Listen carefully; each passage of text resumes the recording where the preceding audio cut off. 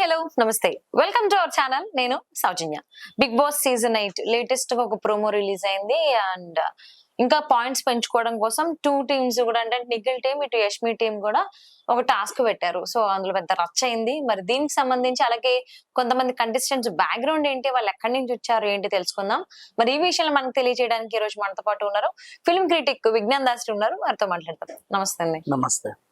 So Bigg Boss season 8 latest గా ఒక promo release అయింది. సో టూ టీమ్స్ కి, అటు నిఖిల్ టీమ్ కి అటు యష్మి టీమ్ కి ఇద్దరికి ఆ పాయింట్స్ పెంచుకోవడం కోసం ఒక టాస్క్ ఇచ్చారు. సో అది టాస్క్ లో ప్రోమోలో చూస్తే ఇద్దరు ఆడారు కానీ ఒకలే ఫైనల్లీ ఎవరైనా ఒకలే గెలుస్తారు. సో అందులో ఒక చిన్న రచ్చ, ఒకరి మీద ఒకరు నువ్వు ఇలా తప్పు చేసావు, నువ్వు ఇది చేసావు, అది చేసావు అని. సో దాని గురించి ఏమంటారు? యాక్చువల్గా బిగ్ బాస్ చెప్పింది ఏంటంటే లూప్ ద హోల్స్, ఒకరి నుంచి ఒకరు పాస్ చేయాలి. అవును, ఫస్ట్ తను ఆమె నోటితో తీసుకుంది, తన శరీరం నుంచి మళ్ళీ పక్క వాళ్ళకి పాస్ చేయాలి, మళ్ళీ పక్క వాళ్ళకి, మళ్ళీ పక్క తను కూడా లాస్ట్ తన శరీరం నుంచి దాన్ని వదిలేయాలి. అంటే పక్క వాళ్ళకి పాస్ చేయాలి. ఆ లింక్ హ్యాండ్స్ పట్టుకుని ఉన్నారు, అది తీయకుండా. దీంట్లో పర్ఫెక్ట్ గా చేసింది శేఖర్ భాష. ఎండ్ స్టార్టింగ్ నైనిక బాగా చేసింది స్టార్ట్అప్ గా, ఎండ్ కంటెస్టెంట్ గా అటువైపు శేఖర్ భాష బాగా చేశాడు. మధ్యలో ఈ ఎండ్ కంటెస్టెంట్ ఇటున్న అఫ్రీది ఏం చేశాడంటే ఇటు పడగానే తల నుంచి మళ్ళీ అటు వేసేసాడు. శేఖర్ భాష మొత్తం కింది దాకా తీసుకొచ్చి కాళ్ళ నుంచి తీసాడు. ఇతను ఇటు పడిందో లేదో ఇటు తీసి అటు వేసాడు, అలా వేసాడు. నెక్స్ట్ అక్కడ మళ్ళీ కిరాక్ సీత కూడా అలాగే పని చేసింది, తన బాడీ అంతా తీసుకొని పాస్ చేయాల. సో ఇప్పుడు ఓవరాల్ గా సంచాలకైన నిఖిల్ ఇలా కాదు, వాళ్ళు అలా చేశారు, మీరు ఇలా చేశారు అని ఒక ఎలిగేషన్ అంటే పాస్ చేశాడు సింపుల్ గా, మీరు ఇలా చేసింది తప్పు అని. యాజ్ అ సంచాలక నా డెసిషన్ అన్నాడు. వీళ్ళు ఎలా అఫెండ్ చేసుకుంటున్నారు దాన్ని అంటే, ఇలా కాదు, బిగ్ బాస్ ఏం అలా చెప్పలేదు, తల నుంచి దివ్వాలా మొండం నుంచి తీయాలని బిగ్ బాస్ చెప్పాలా, సో నువ్వు దాన్ని ఎలా మా మీద రుద్దుతావని వీళ్ళు అన్నారు. ఇప్పుడు ఓవరాల్ గా నిఖిల్ది తప్పు ఏంటంటే, నువ్వు సంచాలకగా ఉన్నప్పుడు ఫస్టే వాళ్ళకి చెప్పాలి, నేను ఇలా హెడ్ టు హెడ్ తీస్తే నేను యాక్సెప్ట్ చేయను, కంప్లీట్ బాడీ నుంచి తీసిన తర్వాత నువ్వు వాటి పాస్ చేయాలి. సంచాలకగా ఇది నా రూల్, సంచాలక రూల్ పెడితే ఖచ్చితంగా పాటించాలి, డౌట్ లేదు దాంట్లో. బిగ్ బాస్ టాస్క్ ఇస్తాడు, సంచాలక్ దాన్ని ముందుకు నడిపించాలి. ఓకేనా? సంచాలక్ కూడా ఒక నిర్ణయం ఉంటది, తను డెసిషన్ తీసుకుంటే ఎవరు కూడా దాన్ని వ్యతిరేకించే అవసరం ఉండదు. సో తన చెప్పకుండా వాళ్ళు అలా చేశారు, మీరు ఇలా చేశారు అని చెప్పేసి అనేసరికి యష్మి గౌడ వర్సెస్ నిఖిల్ కొంచెం ఫైట్ చూసాము. బట్ యష్మి అంటే మన కన్నడ బ్యాచ్ లోనే గొడవ స్టార్ట్ అయింది ఫస్ట్ ఆఫ్ ఆల్ ఈ ఎపిసోడ్ చూసుకుంటే. నెక్స్ట్ వీళ్ళు చేసింది కరెక్టా తప్ప అంటే, నిజంగా చూసే మనకు అనిపిస్తుంది తప్పే. ఎందుకంటే అంత ఈజీగా హెడ్ తో పడేయచ్చు అంటే శేఖర్ భాష కూడా ఈజీగా హెడ్ తో పడేస్తాడు కదా, ఆయన ఫుల్ గా దాన్ని తీయాల్సిన అవసరం లేదు. సో సంచాలక నిర్ణయాన్ని ఫర్ ఎగ్జాంపుల్ ఎవరు గెలిచారనేది సంచాలకుని అడుగుతాడు బిగ్ బాస్, ఆయన నిర్ణయాన్ని గౌరవించాలి. ఎట్ ద సేమ్ టైం తన నిర్ణయం తీసుకునే ముందు తను కూడా ఒక రూల్ అనేది పెట్టుకోవాలి, ఆ రూల్ నిఖిల్ పెట్టలేదు. ఇది ఓవరాల్ గా మనకి ఈ ఎపిసోడ్ లో కనబడింది. కాకపోతే ఏంటంటే టాస్క్ అయితే చాలా బాగుంది, నిజంగా బాగుంది. అంటే ఇంత ముందు ఎప్పుడు పెట్టలేదు ఇలాంటివి, కొత్త కొత్త గేమ్స్, నిజంగా బాగుంది. మనకు రెగ్యులర్ గా ఇవే టాస్కులు చూస్తాం కదా, హోటల్ టాస్క్ ఇస్తారు, లేకపోతే రాణి రాజు, లేకపోతే వాళ్ళు పోలీసులు వీళ్ళు దొంగలు, ఇలాంటి టాస్క్లు ఇస్తారు. కానీ ఈ టాస్క్ నిజంగా బాగుంది. సో దీంట్లో మనం అడిగితే యష్మి ఎలాగూ హర్ట్ అయింది మనకు తెలుస్తుంది కాబట్టి నైనిక విన్నర్ అని అనుకుందాం ఓవరాల్ గా. సో నైనిక టీం అయితే గెలిచినట్టుగా కనబడుతుంది ప్రోమోలో. సో ఏమైంది అనేది ఎపిసోడ్ చూస్తే అర్థమవుతుంది. ప్రజెంట్ మనకు జరిగింది అయితే ప్రోమో మాత్రమే. ప్రోమో ప్రకారంగా చూసుకుంటే మాత్రం నిఖిల్ది కూడా తప్పు ఉంది. సంచాలకగా నువ్వు ఉన్నప్పుడు ఖచ్చితంగా నీ రూల్ ఇది అని ఆయనకు చెప్పాలి. అంటే బిగ్ బాస్ ఇచ్చినటువంటి ముందే ఆయనకి రూల్స్ ఇస్తారు కదా, సో అది క్లియర్ గా ఎక్స్ప్లెయిన్ చేయాలి. బిగ్ బాస్ టాస్క్ వరకే ఇస్తాడు, దానికి సంబంధించి ఎలా ఆడాలో చెప్తాడు. అవును, సంచాలక్ కూడా చెప్పాలి, నేను ఇలా అయితేనే యాక్సెప్ట్ చేస్తాను, అలా అయితే యాక్సెప్ట్ చేయను అని ఒక నిర్ణయం తీసుకోవాలి. ఆట అయిపోయినాక నేను యాక్సెప్ట్ చేస్తాను చేయను అంటే కంటెస్టెంట్లు ఊరుకోరు. నువ్వు ఆ రూల్ ముందే చెప్పావనుకో విష్ణుప్రియతో నీకు గొడవ వచ్చేది కాదు. అది సంగతి. అదే. So and one more thing ఏంటంటే, ఎక్కువ ఏ ప్రోమోస్ లో చూసినా సోనియా బాగా కనిపిస్తుంది ప్రతి దాంట్లో, నాగమణి కంట వీళ్ళిద్దరు ఎక్కువ కనిపిస్తున్నారు. ఫస్ట్ ఆఫ్ ఆల్ సోనియా గురించి కనుక మనం తీసుకున్నట్లయితే, సోనియా బ్యాక్గ్రౌండ్ ఏంటి, ఎక్కడి నుంచి వచ్చింది, అసలు ఏంటి తను అసలు? ఆర్జీవి శిష్యుడు జార్జ్ రెడ్డి డైరెక్టర్, ఆయన ఈ అమ్మాయిని పరిచయం చేసుకున్నాడు జార్జ్ రెడ్డి సినిమా ద్వారా. ఆ తర్వాత ఆర్జీవీఏ ఆశా ఎన్కౌంటర్ అని దిశ ఎన్కౌంటర్ సీన్ రీకన్స్ట్రక్షన్ చేసి ఆ సినిమా తీశాడు. 2019లో అరంగేట్రం సింపుల్ గా చెప్పాలంటే. తర్వాత కరోనా వైరస్ అనే సినిమా వచ్చింది, ఆర్జీవీదే, అందులోనూ ఈవిడ నటించింది. సో ఇవే ఈవిడ చేసినటువంటి సినిమాలు. కాకపోతే అంటే సామాజికంగా ఈవిడ చేసే సేవ గురించి చాలా మందికి తెలియదు. ఆశా ఎన్కౌంటర్ అంటే దిశ ఎన్కౌంటర్ లో నలుగురిని ఎన్కౌంటర్ చేశారు కదా, అందులో ఒక ఆమెకి అంటే చనిపోయిన ఒక ఆయన భార్యకి అప్పటి నుంచి ఇప్పటి వరకు ప్రతి నెల ఈమె ఇన్కమ్ నుంచి ఒక 15,000 ఇస్తుంది ఈ రోజు వరకు. అండ్ ఇంకా సోషల్ వర్క్ చాలా బాగా చేస్తుంది, పబ్లిక్ వర్క్ డిపార్ట్మెంట్ లో పనిచేస్తుంది. యాజ్ యూజువల్ గా ఈమె సాఫ్ట్వేర్ ఇంజనీర్. ఎందుకు కరాఖండిగా మాట్లాడుతుంది, పాయింట్ టు పాయింట్ మాట్లాడుతుంది అంటే ఈమె చదివింది LLB. అది సంగతి. అండ్ ఇకపోతే ఈమె స్ట్రాటజీ నాకు బాగా నచ్చింది.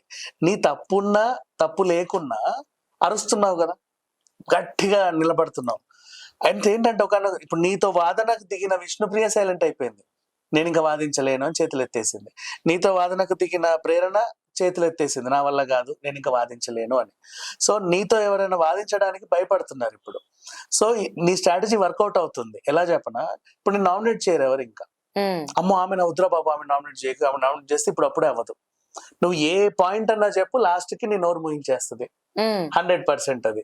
సో ఇంకా ఆమె నామినేట్ చేయవు, ఇదొక స్ట్రాటజీ. ఈ రకంగా ఆమెను ఎవడు నామినేట్ చేయకుంటే ఆమెనే గెలుస్తుంది కదా, ఇట్లా ఉంటది. అంటే ఇప్పుడు నువ్వు చేసేది తప్పు అని ఆడియన్స్ కి తెలిసింది అనుకో, ఫర్ ఎగ్జాంపుల్ నువ్వు తప్పు చేసే వాదిస్తున్నావు నీ తరఫు, నాదే రైట్ నాదే రైట్ నాదే రైట్ అని గెలిచావు మొత్తానికి. వీకెండ్ నాగార్జున గారు చూసుకుంటారులే అని చెప్పి అందరూ వదిలేస్తారు. నాగార్జున గారు కూడా ఆమెను తిడితే ఆమెకి ఓట్లు తగ్గిపోతాయి అనేది హౌస్ మేట్స్ ఫీలింగ్. ఆ నాగార్జున తిడితే ఆమె ఏమంటది, అవునా సార్, సారీ సార్, ఇంకెప్పుడు ఇలా జరగకుండా చూసుకుంటాను. మళ్ళీ గెలిచావుగా. అర్థమైందా? ఇక్కడేమో తప్పున్నా తప్పుని రైట్ అని వాదిస్తున్నావు, అది తప్పమ్మా అని నాగార్జున గారు చెబితే తప్పైంది సార్, ఇంకెప్పుడు రిపీట్ చేయను, మళ్ళీ గెలుస్తున్నావు. అక్కడ గెలుస్తున్నావు, ఇక్కడ గెలుస్తున్నావు. సో ఇదే రకంగా సాగితే నువ్వే గెలుస్తావు. అండ్ నన్ను అడిగితే వీకెండ్ లో నాగార్జున గారు కూడా ఇది తప్పమ్మా అంటే అది తప్పు కాదు సార్ అని వాదించి నాగార్జున నోరు కూడా మోయించేస్తుంది. కన్ఫెషన్ రూమ్ లో బిగ్ బాస్ ఇది తప్ప, నో సార్ బిగ్ బాస్ బిగ్ బాస్ ఏ తప్పు అని చెప్పి కూడా గెలుస్తుంది, బిగ్ బాస్ నోరు మోస్తాడు. మరి అలా ఉంది అంటే లా చదివింది కదా, పర్ఫెక్ట్. ఇక్కడ పనికొచ్చింది ఆమెకి ఆ ఎక్స్పీరియన్స్ అంతా కూడా. మంచి విషయం వేసి ఆమెకు అవకాశం వచ్చింది, వాదిస్తుంది, తప్పో రైటో తర్వాత సంగతి, అంతే కదా. ఇప్పుడు నువ్వు తెలుసా, నిజంగా ఆమెదే తప్పు. ఫర్ ఎగ్జాంపుల్ నువ్వు మంచినీళ్ళు తాగే లోపు ఆమె తప్పు పోయింది ఎపిసోడ్, మళ్ళీ చూస్తున్నావు ఆమె వాదిస్తుంది వాదిస్తుంది వాదిస్తుంది. చూసే వాళ్ళకి ఎలా ఉంటుంది అంటే, ఇంత ఖరాఖండిగా వాదిస్తుంది అంటే పాపం ఈమె తప్పు లేదేమో అనిపిస్తుంది. అలా ఉంటుంది ఆమె పరిస్థితి. సో ప్రేరణ నోరు మోయించిందంటే గ్రేటే. ఎందుకంటే ప్రేరణ నోరు ఎవరు మోయిస్తారని ఫస్ట్ అనుకున్నాం. ఆమె వాగుడికాయల లోపలికి వచ్చి నాన్ స్టాప్ గా మాట్లాడుతుంటే ఈమె అందరినీ డామినేట్ చేస్తది అనుకున్నాం, కానీ ప్రేరణను కూడా డామినేట్ చేసే లెవెల్లో ఈమె తయారైంది. ఓకే, సో ఫైనల్లీ తనకు చదివి ఏదైతే ఉందో అది ఇక్కడ బాగా 100% ఉపయోగపడింది. సో ఇంతకు ముందు కూడా ఉపయోగపడే ఉండొచ్చు, ఇప్పుడు స్క్రీన్ మీదకి రావడం అందరికి తెలుస్తోంది. సో బాగా ఇంట్రెస్టింగ్ గా ఉండబోతుంది అయితే వీకెండ్. నాగార్జున గారు వచ్చి సోనియాని ఏమంటారు, అంటే తిన రియాక్షన్ ఎలా ఉంటది అనేది అందరికి తెలుసుకోవాలని ఉంది. ఈ ఆదిత్య ఓమేమో అసలు నామినేషన్ లోనే నా డ్యూటీ మాట్లాడాలి, ఖచ్చితంగా మాట్లాడాలంటే తప్ప మాట్లాడట్లా. 100% నువ్వు మాట్లాడాలి అనే ఒకటి ఉంటది కదా, అప్పుడే మాట్లాడుతున్నాడు. మరి ఇది కూడా కొంచెం కొంచెం అదో రకంగా మాట్లాడుతున్నాడు. మరి నెల నుంచి ఉన్నాడు, ఎందుకు నేర్చుకోలేదో తెలియదు, కానీ పర్లేదు, ఇట్స్ ఓకే, ఎవరి ఇది వాళ్ళది. అండ్ ఇకపోతే నాగమణి కంట గురించి మాట్లాడుకుందాం. అవును, ఆయన కూడా బాగా కనిపిస్తున్నాడు. ఇలా విగ్ తీసి ఇది నా అసలు రూపం అన్నాడు. యాక్చువల్ గా నువ్వు ఎందుకు తీసావో నాకు తెలియదు అసలు. నిన్ను ఇప్పుడు ఆయన పిల్లోడిని ఎవరైనా సరే మనకంట బోన్ చేసావంటే, నన్ను బోన్ చేసావని అడతావు, నా గతం ఏంటో నీకు తెలుసా అన్నట్టు స్టార్ట్ చేస్తున్నాడు. అంటే గతం అంటే గతం, ఆ గతం అబద్ధం అని చెప్పేసి చెల్లి చెప్పింది బయటకు వచ్చేసి. ఈయన ఎప్పుడైతే సెకండ్ ఫాదర్ అని తెలిసాడో, వాళ్ళ అమ్మ తాలూకు సంబంధించిన కొంచెం సొమ్ము ఉంది, కొన్ని 2 కోట్లు 3 కోట్లు ఎంతో ఆయన ఇంత డబ్బులు ఉంటే, ఇది నాది, మా అమ్మకు చెందిందంటే ఇది నాది అని చెప్పేసి వీళ్ళతో గొడవపడి వెళ్ళిపోయాడు. మీ ఎవరికి ఇవ్వని, ఇదంతా నాదే అని. మరి కూతురు ఉంది కదా, చెల్లి ఉంది కదా, ఆయన చూసుకుంటాడు, ఆయనకు అన్నాడు కదా. అమ్మ లేకుండా ఆయన ఒక్కడే ఎలాగంటాడు? అది ఆయనకు అనవసరం. మా అమ్మ సంబంధించింది మా నాన్న ఇచ్చి ఉంటాడు, ఇది మాది అని చెప్పేసి వీళ్ళతో గొడవ పెట్టుకొని ఆ డబ్బు పట్టుకొని వెళ్ళిపోయాడు. అది తరుగుతా కొంచెం తరిగే టైంలో పెళ్లి కూడా చేసుకున్నాడు. ఇక్కడ ఎందుకులే ఉండడం, పర్వాలేదు కదా, బాగానే డబ్బులు ఉన్నాయి కదా అని చెప్పేసి పాస్పోర్ట్లు గీస్పోర్ట్లు అన్ని రాయించుకొని అమెరికా వెళ్ళిపోయాడు. డబ్బు తరుగుతానే ఉంది కానీ ఈయన ఒళ్ళొంగితే మళ్ళీ పెరిగేది, ఒళ్ళొంచల. డబ్బు ఏమో తరుగుతా ఉంది. ఇన్స్టాగ్రామ్ ఇన్ఫ్లుయెన్స్ అని, ఆ ఇన్ఫ్లుయెన్స్ అని చెప్పి సోషల్ మీడియాలో పాటలు ఆటలు చేసేసరికి కొంచెం ఇన్కమ్ వచ్చేది. అది వీళ్ళకి సరిపోయేది కాదు. ఈమె కూడా ఒళ్ళొంచురా అని ఎంత చెప్పినా ఉంచేవాడు కాదు. కూతురు కూడా పుట్టింది. కూతురు పుట్టినా కూడా నువ్వు ఇంకిలాగే ఉన్నావు, యువర్ ఇర్రెస్పాన్సిబుల్ అని చెప్పేసి తరిమేసింది.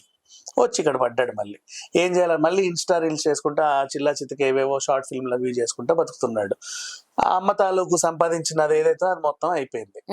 ఇంకేం చేయాలో అర్థం కావట్లా. ఇది నా రీబర్త్ అని బిగ్ బాస్ కి వచ్చాడు. ఇప్పుడు విగ్ తీసేసి కన్ఫెషన్ రూమ్ కి వచ్చి కూర్చొని నాకు నా అత్తింట్లో గౌరవం కావాలి, నాకు నా పిల్ల మళ్ళీ కావాలి, నాకు నా కూతురు మళ్ళీ కావాలి, ఇప్పుడు ఉన్న ఈ తండ్రి కావాలి, ఆ చెల్లి కావాలి, అందరూ కావాలి అని ఏడుస్తున్నాడు. చూసే వాళ్ళు అనుకున్నారు ఇదైతే తీసాడు, ఇంకేమన్నా ఇట్లా తీసి ఇది ఒరిజినల్ అంటాడేమో అని చెప్పేసి చూస్తూనే ఉన్నాం. ఎపిసోడ్ అయిపోయింది, మరి రేపు ఎల్లుండి ఏమన్నా తీస్తాడేమో తెలియదు. అంటే ప్రతిసారి ఎవరి మాట్లాడినా బాబు అన్నం తింటావా అంటే ఇట్లా ఏడుస్తాడు. అవును, పడుకుంటావా అంటే నేను పడుకుంటావని అడిగా. మాట్లాడితే నా గతం ఏం తెలుసు, నేను ఇంత ఏడ్చాను, నేను ఇంత బాధపడ్డాను.